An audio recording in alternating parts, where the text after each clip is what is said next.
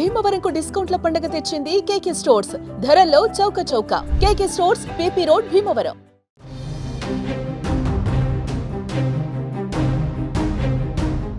ఏపీలో కూటమి ప్రభుత్వం ఎన్నికల్లో ఇచ్చిన హామీలు ఒక్కొక్కటిగా అమలు చేయడంపై దృష్టి సారించింది. ఇందులో భాగంగా తాజాగా మరో హామీని నెరవేర్చేందుకు సిద్ధమైంది. ఈ మేరకు తల్లి వందనం పథకంపై ముఖ్యమంత్రి చంద్రబాబు శుభవార్త చెప్పారు. ఈ నెలలోనే తల్లికి వందనం పథకాన్ని ప్రారంభిస్తామని ప్రకటించారు.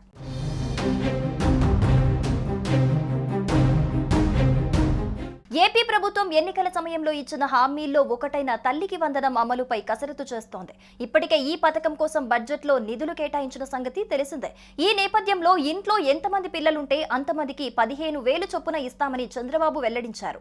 కొత్త విద్యా సంవత్సరం ప్రారంభంలోపే తల్లుల ఖాతాల్లో తల్లికి వందనం నిధులు జమ చేస్తామని ఇప్పటికే ప్రభుత్వం పలుమార్లు స్పష్టం చేసింది. శ్రీకాకుళం జిల్లాలోని మత్స్యకార భరోసా విడుదల సందర్భంగా చంద్రబాబు ఈ కీలక వ్యాఖ్యలు చేశారు. అయితే 15,000 ఒక ఇన్స్టాల్మెంట్ లోనే ఇవ్వాలా లేక 2 ఇన్స్టాల్మెంట్స్ లో ఇవ్వాలా అనేది ఆలోచన చేస్తున్నట్లుగా వెల్లడించారు.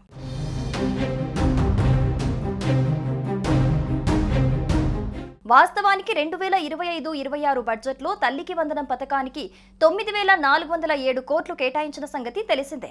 ఈ నేపథ్యంలోనే కూటమి నేతలతో టెలికాన్ఫరెన్స్ లో ఈ పథకం స్కూల్స్ ప్రారంభానికి ముందే అమలు చేస్తామని చంద్రబాబు పునరుద్ఘాటించారు. ఇదే సమయంలో ఇప్పటికే ఈ పథకం అమలుకు సంబంధించి లబ్ధిదారుల సంఖ్యపై ఒక అంచనాకొచ్చినట్లు తెలుస్తోంది.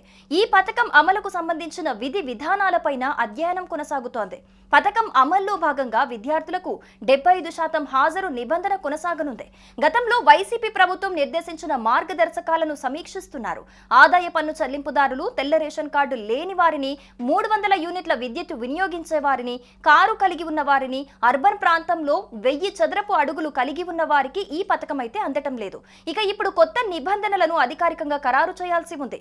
విద్యుత్ వినియోగం, కారు ఉండటం వంటి నిబంధనలను గతంలో వ్యతిరేకించిన కూటమి నేతలు ఇప్పుడు మినహాయింపిస్తారా లేక కొనసాగిస్తారా అనేది స్పష్టత రావాల్సి ఉంది.